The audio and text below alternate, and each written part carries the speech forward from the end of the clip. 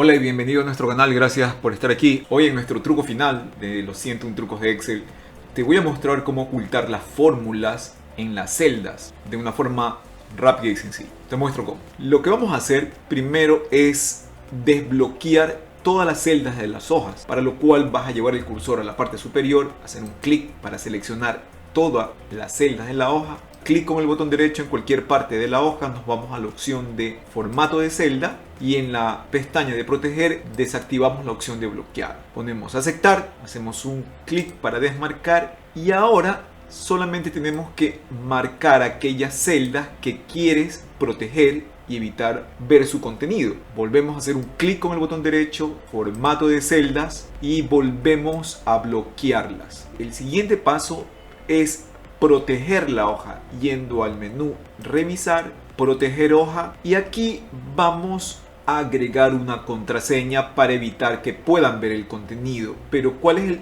único contenido que no van a poder ver? Es el de las celdas que acabamos de bloquear, que son las que tienen la fórmula. Pero para evitar que se vea, lo que debes hacer es desmarcar la opción que dice seleccionar celdas bloqueadas. Al desmarcar esta opción, nadie podrá seleccionar o visualizar el contenido de aquellas celdas que quieres mantener ocultas su contenido. Voy a colocar una contraseña y le vamos a decir aceptar. Me está pidiendo que confirme la contraseña y ahora sí yo podría seleccionar cualquier celda, podría borrar el contenido de la celda, alterar el contenido de las siguientes celdas, pero este grupo de celdas que las bloqueamos o las protegimos, como puedes ver, no las puedo seleccionar, no me deja ni siquiera hacer un clic sobre ella, pero las que el resto pues no hay ningún problema. Así que de esa manera puedes proteger especialmente las fórmulas de celdas que en ocasiones se necesita hacer. Así que esto era lo que te quería contar en este último video. Si has seguido hasta aquí la secuencia de los 101 trucos,